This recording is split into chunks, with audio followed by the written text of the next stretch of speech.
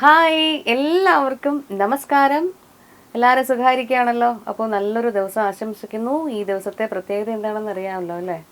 14-ാം തീയതി Valentine's day ആണ്. അപ്പോൾ എല്ലാവരും പ്രണയം കലർന്ന ഓർമ്മകളും അല്ലെങ്കിൽ പ്രണയം അറിയിക്കാനുള്ള തിരക്കുകളൊക്കെ ആയിട്ട് ഇരിക്കുകയാണ്. അപ്പം ഞങ്ങളും നിങ്ങളോടൊപ്പം കൂടുകയാണ്.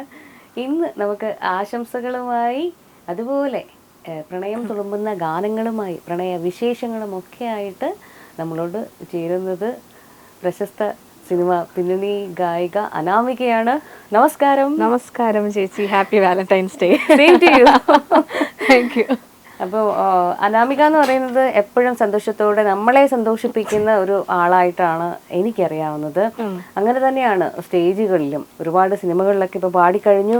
അതുപോലെ നമ്മുടെ പ്രിയപ്പെട്ട ഗായിക KS ചിത്ര ചേച്ചി അനുഗമിക്കുന്ന ചിത്ര ചേച്ചിയുടെ പ്രിയപ്പെട്ടൊരു ഗായിക കൂടിയാണ്. ഇപ്പം എല്ലാ സ്റ്റേജുകളിലും വേൾഡ് ലെവൽ എല്ലാ സ്റ്റേജുകളിലും ചേച്ചിയുടെ കൂടെ അനാമികയുണ്ട്. അതൊരു വലിയ ഭാഗ്യമാണല്ലേ? കോഴ്സ് അത് പറഞ്ഞറിയിക്കാൻ പറ്റത്തില്ല. കാരണം ചിത്രാമ്മയുടെ കൂടെ ഇത്രയും ഞാനിപ്പോൾ റീസെൻ്റ് ആയിട്ടാണ് ചിത്രാമ്മയുടെ കൂടെ സപ്പോർട്ടിങ് സിംഗറായിട്ട് പോകുന്നത് 2023 തൊട്ട്. പക്ഷെ ഒത്തിരി സ്റ്റേജസ് കവർ ചെയ്യാൻ പറ്റി. അതൊരു വലിയ ഭാഗ്യം, ഒരു എന്താ പറയണ്ടേ, ലക്കിന്ന് അപ്പുറത്തേക്ക് ഒരു ബ്ലെസ്സിങ് ആയിട്ടാണ് ഞാൻ കരുതുന്നത്. കാരണം ലേണിംഗ്, ചേച്ചിക്ക് അറിയാലോ, ഡെഫിനറ്റ്ലി ഒരു ലേണിംഗ് എക്സ്പീരിയൻസ് ആണ് ഓരോ സ്റ്റേജും. മോർ ദാൻ എ മ്യൂസീഷ്യൻ അത് ഡെഫിനറ്റ്ലി ഉണ്ട്. പക്ഷെ ചിത്രാമ്മ ഒരു ഹ്യൂമൻ ബീയിങ് ആയിട്ടാണ് നമ്മൾ ശരിക്കും പറഞ്ഞു കഴിഞ്ഞാൽ നമ്മൾ പഠിക്കുന്നത്. എങ്ങനെയാണ് ബാക്കി ആർട്ടിസ്റ്റ്. ഇപ്പം ഞാനൊക്കെ ഫസ്റ്റ് സ്റ്റേജിൽ പാടുന്ന സമയത്ത് എന്നെയൊന്നും ചിത്രാമ്മയ്ക്ക് കൺസിഡർ ചെയ്യേണ്ട ആവശ്യമേ ഇല്ലല്ലോ. കാരണം ഞാൻ വളരെ ജൂനിയർ ആണ്, ഇപ്പോൾ വരുന്നേ ഉള്ളൂ. പക്ഷെ എനിക്കും ആ ഒരു സ്റ്റേജിൽ എന്താണ് ഒരു വാല്യൂ അല്ലെങ്കിൽ ഒരു പ്രാധാന്യം നൽകിക്കൊണ്ടാണ് ചിത്രാമ്മ അത്രയും സപ്പോർട്ടീവായിട്ടാണ് ചെയ്തത്. അപ്പോൾ അതൊക്കെ നമുക്ക് നമ്മൾ ഇങ്ങനെ ആയിരിക്കണം, അല്ലെങ്കിൽ നമ്മൾ എങ്ങനെയാണ് ഒരു മ്യൂസീഷ്യനെ ടേക്ക് കെയർ ചെയ്യേണ്ടത് എന്നുള്ളത് ആണ് ഏറ്റവും വലിയ പഠനം. ചില നമ്മളൊക്കെ അല്ലെങ്കിൽ നമ്മുടെ കൂടെയുള്ള പലരും 1-2 സിനിമകളിലൊക്കെ പാടി അല്ലെങ്കിൽ നോട്ടഡ് ആയിട്ടുള്ള സ്റ്റേജുകളും അങ്ങനെയുള്ള ചാൻസസ് ഒക്കെ കിട്ടിക്കഴിഞ്ഞാൽ അവർ കാണിക്കുന്ന ഒരു ഹെഡ് വെയിറ്റ് എന്നൊക്കെ പറയാം. എന്തായാലും ഒരു സിംഗറായി എന്നൊക്കെ ഉള്ളൊരു മുൻവിധിയോടിരിക്കുന്ന അവർക്കൊക്കെ ഉള്ളൊരു തിരിച്ചടിയാണ് ചേച്ചിയുടെ കൂടെ 5 മിനിറ്റ് സ്പെൻഡ് ചെയ്ത് കഴിഞ്ഞാൽ. ആ എൻ്റെ പ്രോസസ്സ് എനിക്ക് ഇപ്പോഴും ആ ഫസ്റ്റ് എക്സ്പീരിയൻസ് ഉണ്ടല്ലോ, നമ്മൾ വിചാരിക്കില്ല, നമ്മൾ ഭയങ്കര ടെൻഷൻ അടിച്ചിട്ടായിരിക്കും അയ്യോ ഞാൻ എങ്ങനെ പാടും അങ്ങനെ. പക്ഷെ വളരെ കൂളായിട്ട് എന്നാൽ സ്റ്റേജിൽ എല്ലാ സിംഗേഴ്സിനും ഈക്വൽ ഇമ്പോർട്ടൻസ്. നമ്മൾ ജൂനിയർ ആണോ സീനിയർ ആണോ അങ്ങനത്തെ ഒരു ഇതില്ല, എല്ലാ മ്യൂസീഷ്യനും ഒരേ രീതിയിൽ കാണുക എന്ന് പറയുന്നത് തന്നെ ഏറ്റവും വലിയൊരു പഠനമായിരുന്നു ഫസ്റ്റ് തന്നെ. അപ്പൊ ചേച്ചിയെ നമുക്ക് മറ്റൊന്നുമായിട്ട് ഉപമിക്കാൻ പറ്റില്ല. അങ്ങനെ ഒരാള് അങ്ങനെ ഒരാള് മാത്രമാണ്. സത്യം സത്യം. എനിവേ ചേച്ചിക്ക് ഒരു Valentine's Day special wishes. Happy Valentine's Day ചിത്രമ്മ. കാരണം ലോകം മൊത്തം സ്നേഹം കൊടുക്കുന്ന എല്ലാവരും സ്നേഹിക്കുന്ന ഒരാളാണ്. ശരിക്കും നമുക്ക് ഈ ഡേയുടെ പ്രത്യേകതകളിലേക്ക് പോകാം. അതിന് മുമ്പ് ഒരു പാട്ട് പാടണ്ടേ?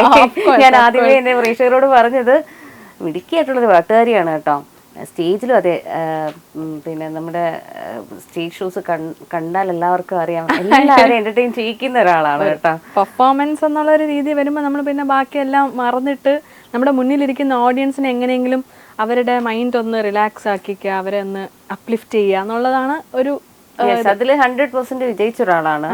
എനിവേ നമ്മുടെ പ്രേക്ഷകർക്ക് വേണ്ടിയിട്ട് മനസ്സിൽ പെട്ടെന്ന് വാലന്റൈൻസ് എന്ന് പറയുമ്പോൾ വരുന്ന ഒരു പ്രണയഗാനം. ഓക്കെ, ഈ ഒരു പാട്ട് എന്ന് പറഞ്ഞു കഴിഞ്ഞാൽ നമ്മൾ ഈ റൊമാൻറ്റിക് മെലഡി ഹിറ്റ്സിലൊക്കെ പ്രത്യേകിച്ച് റിയാലിറ്റി ഷോയിലൊക്കെ പങ്കെടുക്കുന്ന സമയത്ത് എപ്പോഴും ഏത് റിയാലിറ്റി ഷോ എന്ന് പറഞ്ഞാൽ ഈ പാട്ട് അപ്പൊ വരുന്ന ഒരു വേറൊരു കാര്യമുണ്ട്. റിയാലിറ്റി ഷോ എന്ന് പറഞ്ഞപ്പോഴാണ് വലിയ ബന്ധം അത് പറയണം. അതൊരു വലിയ കഥയാണ്.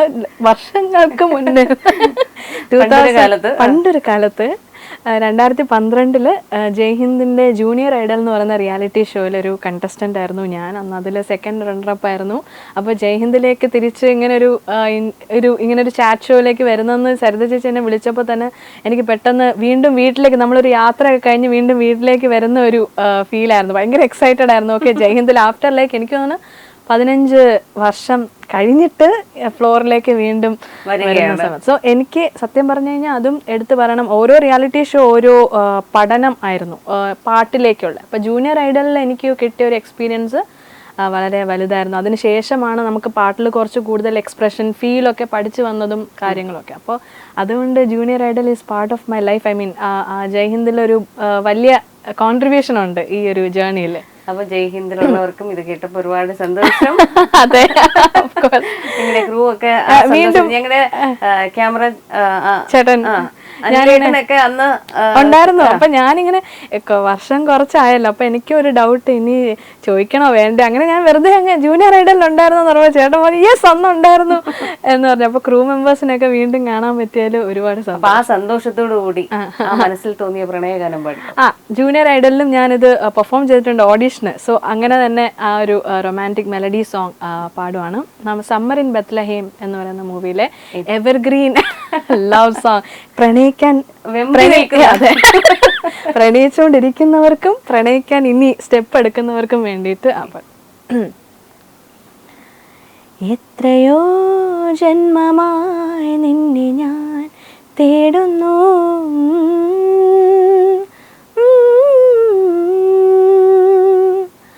അത്രമേലിഷ്ടമായി നിന്നെ എൻ പുണ്യമേ,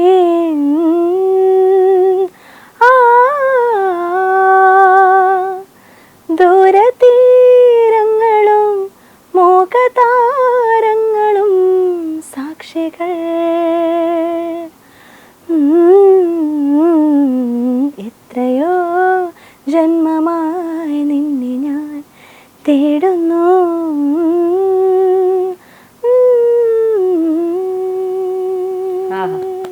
താങ്ക് യു ചേച്ചി. നേരത്തെ പറഞ്ഞതുപോലെ പ്രണയിക്കാൻ ആഗ്രഹിക്കുന്ന ബാച്ചിലേഴ്സിന് പറ്റിയൊരു പാട്ടാണ്, ഒരു ഹോപ്പ് തരുന്ന. അതെ അതെ അതെ അതെ. അപ്പൊ എന്തായാലും അങ്ങോട്ടും ചോദിക്കട്ടെ, കുറച്ച് വയസ്സൊക്കെ ആയില്ലേ, പ്രണയത്തിലൊന്നും ആയില്ലേ? പ്രണയം എന്ന് പറയുമ്പോഴത്തേന് എന്താ ക്രഷ് ആരാന്ന് ചോദിക്കട്ടെ. ഞാൻ ചേച്ചിയുടെ അടുത്ത് പറഞ്ഞു ഇപ്പോഴത്തെ ക്രഷ് എന്ന് വെച്ചാൽ ആളുകൾ വിചാരിക്കും പ്രശ്നമുണ്ട്. ഇപ്പോഴത്തെ ക്രഷ് എന്ന് വെച്ചാൽ നമ്മളുടെ ടീനേജ് പ്രായത്തില് നമ്മളുടെ, എനിക്ക് തോന്നുന്നു എന്റെ സ്കൂളിൽ, ഞാനൊരു ഗേൾസ് സ്കൂളിലാണ് പഠിച്ചത് 12th വരെ. സോ 10th വരെ നിർമ്മല ഭവൻ സ്കൂളിലായിരുന്നു. ഇപ്പൊ തിരിഞ്ഞു നോക്കുമ്പോഴത്തേനും ചെറുതായിട്ടൊക്കെ മിക്സഡ് സ്കൂളിൽ പഠിക്കായിരുന്നു. പക്ഷെ നല്ല എക്സ്പീരിയൻസ് ആണ്. ഗേൾസിന്റെ ഒരു എന്താ പറയാ, ഗേൾസ് ഉള്ളി സ്കൂളിൽ പഠിക്കുന്ന നമ്മളാണ് അവിടുത്തെ മെയിൻ. അപ്പോൾ അവിടെ പഠിക്കുന്ന സമയത്ത് നമ്മൾ ഈ 8th 9th ആ സമയത്താണ് അനിരുദ്ധ് ഫീൽഡില് 3 മൂവി ആയിട്ട് വരുന്നത്. അപ്പൊ അന്നെന്ന് പറഞ്ഞാൽ അനിരുദ്ധിന്റെ പാട്ടുകൾ, അനിരുദ്ധ് എന്ന് പറഞ്ഞു കഴിഞ്ഞാൽ പിന്നെ ഭയങ്കര എന്ന് പറയാം ഒരുവിധമൊക്കെ. എനിക്ക് നരേഷ് അയ്യറിനെയൊക്കെ ഇഷ്ടമായിരുന്നു. അവരുടെ ഞാൻ പറഞ്ഞിട്ടുണ്ട്, ഞാനൊരു വലിയ ഫാനായിരുന്നു. പക്ഷെ അനിരുദ്ധാണ് നമ്മളൊരു ക്രഷ് എലമെന്റ് എന്നൊക്കെ പറഞ്ഞു. നരേഷ് അയ്യറിനോട് നമുക്ക് തോന്നിയിരുന്ന ഒരു അഡ്മിറേഷൻ ആയിരുന്നു, സിംഗിങ് ഒക്കെ. പക്ഷെ അനിരുദ്ധാണ് ഒരു, നമ്മളിങ്ങനെ എല്ലാ പാട്ടും കേൾക്കണം എന്നൊക്കെയുള്ള, അന്ന് ഒരു ഭ്രാന്തായിരുന്നു അനിരുദ്ധ് 3-ല് കണ്ണഴക ആ സോങ് ഒക്കെ വന്ന സമയത്ത്. അപ്പോൾ ക്രഷ് എന്ന് പറയാൻ ചിലപ്പോൾ ആദ്യം അനിരുദ്ധ് എന്ന് പറയുന്നത് എൻ്റെ ഓർമ്മയിൽ അങ്ങനെയാണ്. പക്ഷെ പാട്ട് പക്ഷെ ഇപ്പോഴത്തെ ക്രഷ് എന്ന് പറഞ്ഞാൽ നമ്മള് ഇന്ത്യയൊക്കെ വിട്ടാണ് ക്രഷിന് എടുത്തേക്കുന്നത്. അത് പറഞ്ഞു കഴിഞ്ഞാൽ എന്നെ എയറിലേക്ക് കയറ്റും എല്ലാരും കൂടെ. എനിക്ക് പറയൂ, ഇന്ന് നമുക്കത് പൊട്ടിക്കാം. ദൈവമേ. ഓക്കെ, എനിക്ക് UAE പ്രിൻസിനെ ഭയങ്കര ഇഷ്ടമാണ്. അതായത് ക്രൗൺ പ്രിൻസ്. UAE പ്രിൻസിന് ഈ ഇത് ഇറങ്ങി കഴിയുമ്പോഴേ ഇതൊരു റീലാക്കി നമുക്കൊന്ന് അയച്ചു കൊടുക്കാം. അയ്യോ ദൈവമേ, എന്നെ പിടിച്ച് അവിടുത്തെ ജയിലിലിടുവന്ന്. ബട്ട് ഹംദാൻ, ഷെയ്ഖ് ഹംദാൻ, അദ്ദേഹത്തിന്റെ ഒരു ഓറ എന്ന് പറയുന്ന ഒരു ഡിഫറെന്റ് ഓറയാണ്. അപ്പൊ അദ്ദേഹത്തെ കണ്ടിട്ടുണ്ടല്ലോ? നേരിട്ട് കണ്ടിട്ടില്ല, റീൽസിലൂടെ മാത്രമേ ഞാനും കണ്ടിട്ടുള്ളൂ.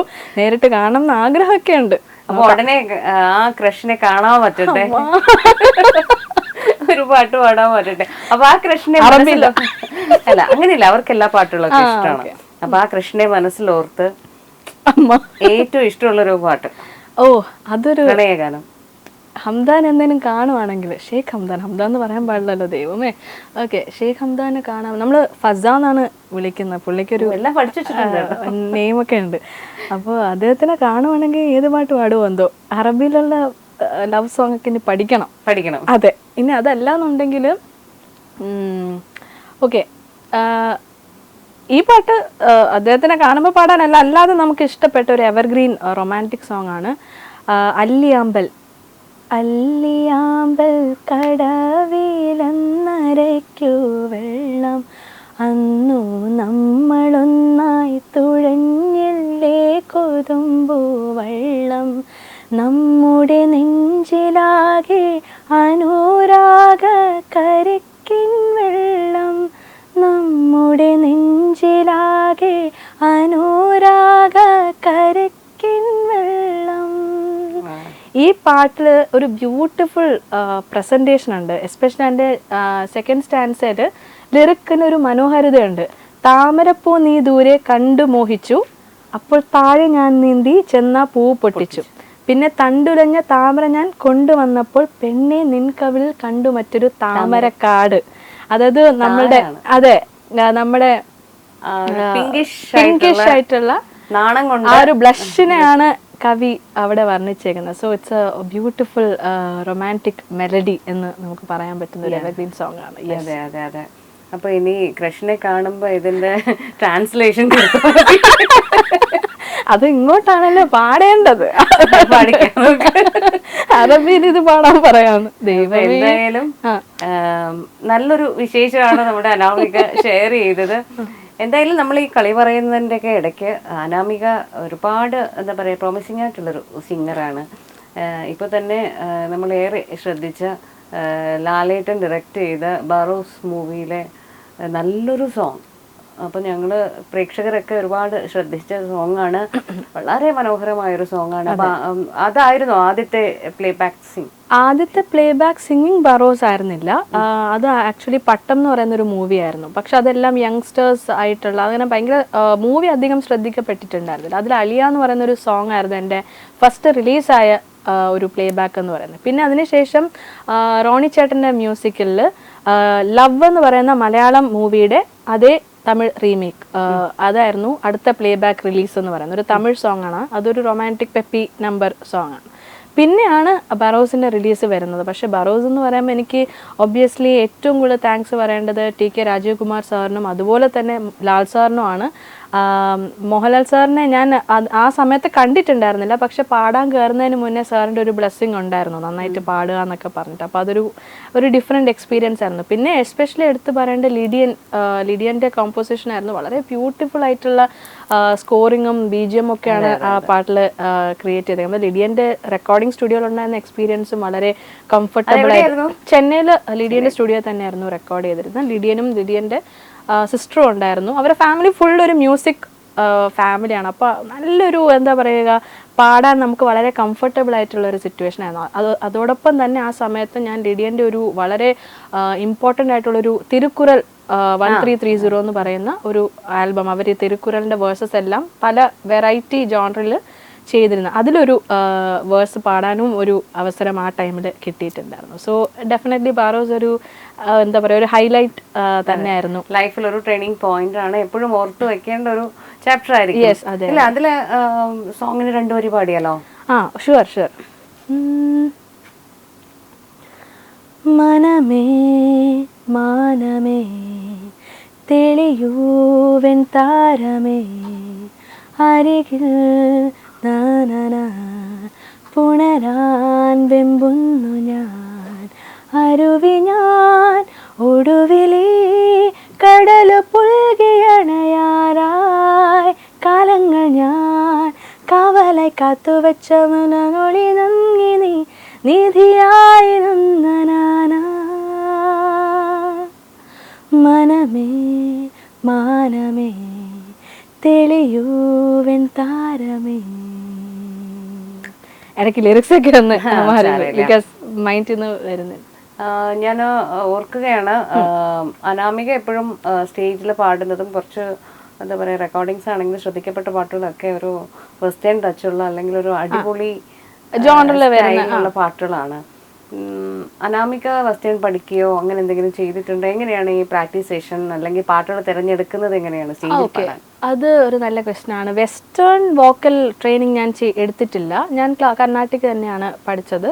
അപ്പോൾ പാട്ടുകൾ എന്ന് വെച്ചാൽ എൻ്റെ വോയിസ് കൾച്ചറിന് കുറച്ച് ഫാസ്റ്റ് നമ്പേഴ്സ് ആണ് കുറച്ചും കൂടെ മാച്ച് ആവുന്നത്. അപ്പം അങ്ങനെയാണ് റിയാലിറ്റി ഷോസിലൂടെയാണ് ഞാൻ സത്യം പറഞ്ഞാൽ ഈ ഒരു പ്രൊഫഷണൽ ഫീൽഡിലേക്ക് വരുന്നത്. അപ്പോൾ അന്നൊക്കെ അതാണ് എൻ്റെ വോയിസിന് മാച്ച് ആവുന്നത്. അപ്പോൾ അങ്ങനെ സെലക്ട് ചെയ്തിട്ടാണ് എന്താ പറയുക വെസ്റ്റേൺ ടച്ചുള്ള ഫാസ്റ്റ് നമ്പേഴ്സിലേക്ക് വരുന്നത്. അപ്പോൾ പെർഫോമർ എന്നുള്ള രീതിയിലാണ് ഞാൻ ഡെവലപ്പ് ആയത് ഈ ഒരു കുറച്ച് വർഷങ്ങളായിട്ട്. അപ്പോൾ അതിന് വരുമ്പോഴത്തേനും കുറച്ച് ലോ പിച്ചായിട്ട്, കാരണം എൻ്റെ ചെസ്റ്റ് വോയിസിന് കുറച്ച് വളരെ ബ്രൈറ്റ് ആയിട്ടുള്ളൊരു സ്ട്രോങ് ആയിട്ടുള്ള വോയിസ് ആണ്. അപ്പോൾ മെലഡി പാടുമ്പോഴത്തേനും ഫോൾസ് വോയിസ് എനിക്ക് അത്ര അങ്ങോട്ട് നല്ല രീതിയിൽ പ്രസൻറ്റ് ചെയ്യാൻ പറ്റിയിട്ടുണ്ടായിരുന്നില്ല. അപ്പോൾ അങ്ങനെ ആ ഒരു വഴിയിലല്ലാതെ അതൊരു സെലക്റ്റീവായിട്ട് അങ്ങനെ ചെയ്തതല്ല, കംഫർട്ടബിൾ ആയിട്ട് വന്നത് അങ്ങനെയായിരുന്നു. അങ്ങനെയാണ് അങ്ങനത്തെ സോങ്സ് സെലക്ട് ചെയ്ത് പാടാൻ നോക്കി. അപ്പൊ എന്തായാലും ഇപ്പൊ ചിത്ര ചേച്ചിയുടെ കൂടെ ഒരുപാട് സ്റ്റേജുകളൊക്കെ ചെയ്തു എന്ന് പറഞ്ഞു. എന്തായാലും ആള് ഒരു CA കാരിയാണ്. ആ എക്സ്പ്രഷൻ ഇടണം അതിന്. അപ്പോ എന്താണ് ഫ്യൂച്ചർ പ്ലാൻ? ഓക്കെ, കാരണം വളരെ തിരക്കേറിയ ഒരു ഗായികയാണ്. അപ്പൊ ഇപ്പൊ ജോബിന്റെ കാര്യമൊക്കെ ചോദിച്ചാൽ എനിക്ക് ജോബ് നോക്കണം എന്നൊക്കെ പറയുന്നുണ്ട്. അതുകൂടെ അറിയണല്ലോ, കല്യാണാലോചനയൊക്കെ വരും. വാലന്റൈൻസ് ഡേ ആണ്, ഏതെങ്കിലും വാലന്റൈൻ ക്യൂർ ഇപ്പൊ ഉണ്ടോന്ന് അറിയില്ല, അവരും കൂടെ ഒന്ന് അറിയട്ടെ. ഓക്കെ, ഞാൻ ബേസിക്കലി ACCA എഫിലിയേറ്റ് ആണ്, association of chartered certified accountants എന്ന് പറയുന്ന പ്രൊഫഷണൽ ക്വാളിഫിക്കേഷൻ കഴിഞ്ഞു. അതൊരു വലിയ യാത്രയാണ്. അതൊക്കെ ഒരു എപ്പിസോഡ് പോരാ അതിന്റെ കഥ പറയണമെങ്കിൽ. അതിനുശേഷം ഇപ്പം നമുക്ക് അഫിലിയേറ്റ് ചെയ്യുന്ന മെമ്പർഷിപ്പിലേക്ക് കിട്ടണമെങ്കിൽ വി നീഡ് ലൈക്ക് ഒരു 3 years വർക്ക് നമ്മൾ ചെയ്താലേ അവർ തരത്തുള്ളൂ. അപ്പോൾ അത് നമ്മൾ ഇതിൻ്റെ കൂട്ടത്തിൽ, കാരണം ഈ പഠനം മുഴുവനും ഞാനിങ്ങനെ മ്യൂസിക്കും അതും കൂടെ ബാലൻസ് ചെയ്ത് തന്നെയാണ് കൊണ്ടുപോയിക്കൊണ്ടിരുന്നത്. സോ എനിക്ക് ഒരെണ്ണം വിട്ടിട്ട് മറ്റേടത്ത് പോയിട്ട് ഇപ്പോൾ ACCA മാത്രം കോൺസെൻട്രേറ്റ് ചെയ്യാൻ ഇപ്പം പറ്റത്തില്ല. ഒന്ന് ബാലൻസായി വേണമെങ്കിൽ അതിലേക്ക് മൂവ് ചെയ്യാൻ പറ്റും. പക്ഷെ റൈറ്റ് നൗ എല്ലാം സ്റ്റോപ്പ് ചെയ്തിട്ടൊരു ACCA ജോബിലേക്ക് കയറാൻ ഞാൻ എത്രമാത്രം വില്ലിംഗ് ആണെന്ന് എനിക്ക് അറിയത്തില്ല. സോ പതിയെ ബാലൻസ് ചെയ്ത് കൊണ്ടുപോകണം എന്നാണ് എൻ്റെ ഒരു തീർച്ചയായിട്ടും. കാരണം മ്യൂസിക് എന്ന് പറയുന്നത്, മ്യൂസിക് ഫീൽഡിലുള്ള ചാൻസസ് എന്ന് പറയുന്നത് ആ ഒരു സമയത്ത് മാത്രമാണ്. നമ്മൾ അവിടെ നിന്ന് ഒരു ബ്രേക്ക് എടുത്തു കഴിഞ്ഞാൽ വലിയ പാടായിരിക്കും നമുക്ക് തിരിച്ചു വരാനും. അതേപോലെ നമ്മൾ ഒരു പ്രൊഫഷണലി നമ്മൾ എപ്പോഴും എന്താ പറയുക, പ്രാക്ടീസ് ചെയ്തോണ്ടേ ഇരിക്കുന്നത്. ആ എക്സ്പീരിയൻസ് നമ്മുടെ കയ്യിൽ നിന്ന് വിട്ടുപോയി കഴിഞ്ഞാൽ പോയതാണ്. എക്സാക്ട്ലി. ആ ഒരു ലൈം ലൈറ്റിൽ നമ്മൾ നിൽക്കുമ്പോൾ മാത്രമേ നമുക്ക് കൂടുതൽ ഇംപ്രൂവ് ആക്കാൻ പറ്റത്തുള്ളൂ. അതെ. അപ്പൊ എന്തായാലും ഇപ്പൊ ഒരു ഗോൾഡൻ ചാൻസസ് ഒക്കെ കയ്യിലുള്ള ഒരാളാണ്. സോ അതിൽ കൂടുതൽ കോൺസെൻട്രേറ്റ് ചെയ്യുന്നുള്ളത് സീനിയർ എന്ന നിലയ്ക്ക് എനിക്കും പറയാനുള്ളൂ. നമുക്ക് അടുത്ത പാട്ടിലേക്ക് പോവാം. അടുത്ത പാട്ട് പ്രണയഗാനം. ഏറ്റവും മനസ്സിൽ ഇഷ്ടം തോന്നിയ ഒരു പ്രണയഗാനം. ഓക്കെ, ഞാൻ സോഷ്യൽ മീഡിയയിലൊക്കെ ഇങ്ങനെ പാട്ട് പോസ്റ്റ് ചെയ്യുന്ന സമയത്ത് യൂട്യൂബിൽ എനിക്ക് കുറേ അപ്രിസിയേഷൻ കിട്ടിയ ഒരു പാട്ടാണ് നമ്മുടെ ജോൺസൺ മാസ്റ്ററിൻ്റെ ദേവി ആത്മരാഗമേകാൻ കന്യാവനിയ സുഖതം കളഗാനം പകരാനണയോ ഗന്ധർവ വീണയാകൂ നീ ദേവി. ഈ പാട്ട് എപ്പോഴും ഒരു മെയിൽ വോയിസിലാണ് നമ്മൾ കേട്ടിട്ടുള്ളത്. അപ്പോൾ ആ ഒരു കോവിഡ് ടൈമിലാണ് ഞാൻ ഈ പാട്ട് പോസ്റ്റ് ചെയ്യുന്നത്. അതിന് ഇപ്പോഴും കുറേ നല്ല കമൻസും അപ്രിസിയേഷനും കിട്ടിയിട്ടുണ്ട്. സോ ഈ ഒരു മെലഡി എവർഗ്രീൻ ക്ലാസിക് ആണ്. അപ്പോൾ അത് ഒരു ഫേവറേറ്റ്. അതെ, നമുക്ക് മലയാളികൾക്ക് പ്രണയം എന്നൊക്കെ പറയുമ്പോൾ ഗന്ധർവന്റെ പ്രണയം എന്ന് പറയുന്നത് ഓരോ പെൺകുട്ടികളും അതൊരു ഡിഫറെന്റ് കാര്യമാണ്. ഞാനും ചിന്തിച്ചിട്ടുണ്ട് കേട്ടോ. സ്കൂളിലും കോളേജിലൊക്കെ പഠിക്കുമ്പോൾ ഇതുപോലൊരു ഗന്ധർവനെ കിട്ടിയിരുന്നെങ്കിൽ. പക്ഷെ അന്ന് ഞാൻ ചിന്തിച്ചത് പരീക്ഷ എഴുതാൻ ഹെൽപ്പ് ചെയ്യാൻ വേണ്ടിയിട്ട് ഒരു ചിട്ടി റോബോ. അതെ, പിന്നീട് ചിട്ടി റോബോ ആയി മാറി. അപ്പോൾ അങ്ങനെയൊക്കെ നമ്മളും ആഗ്രഹിച്ചിട്ടുണ്ട്. പക്ഷെ അങ്ങനെയല്ല, ആ പ്രണയം എന്ന് പറയുന്നത് ഇല്ലേ, നമ്മൾ എപ്പോഴും നിസ്വാർത്ഥമായ ഒരു സ്നേഹത്തിന് വേണ്ടി ആഗ്രഹിക്കുന്ന സ്ത്രീകൾ പ്രത്യേകിച്ച് അങ്ങനെയുള്ള സ്നേഹത്തിൽ സ്വപ്നജീവികളാണ് കൂടുതലും കൂടുതലാണ്. അപ്പൊ നമ്മളിങ്ങനെ പാമ്പർ ചെയ്യുന്ന, അങ്ങനെ നമ്മളെ കൈവെള്ളയിൽ കൊണ്ട് നടക്കുന്ന ഒരു പേരുണ്ടാവുക എന്നൊക്കെ പറയുന്നത് ഓരോ സ്ത്രീകളും ആഗ്രഹിക്കുന്ന ഒരു കാര്യമാണ്. അപ്പൊ അനാമികയുടെ മനസ്സിൽ എന്റെ പാർട്ട്ണർ എങ്ങനെ ആയിരിക്കണം, അല്ലെങ്കിൽ പ്രണയം എന്തായിരിക്കണം എന്നൊക്കെയാണ് ചിന്ത. ഓക്കെ, ഞാനിങ്ങനെ ഇതിനെക്കുറിച്ച് സംസാരിക്കുമ്പോൾ എന്നെ എല്ലാവരും ഫെമിനിസത്തിന്റെ ഒരു എക്സ്ട്രീം ഫെമിനിസം ഇല്ലേ, അതിലേക്കാണ് കൊണ്ടിടുന്നത്. പക്ഷെ ഞാൻ ഒരു പാർട്ട്ണറിൽ ആഗ്രഹിക്കുന്നത് ഈക്വൽ എന്താ പറയുക റെസ്പോൺസിബിലിറ്റീസ് ഷെയർ ചെയ്യുക എന്നുള്ളതാണ് ഞാൻ ആഗ്രഹിക്കുന്നത്. അതായത് വീട്ടുകാര്യങ്ങളിലാണെങ്കിലും അല്ലാതെ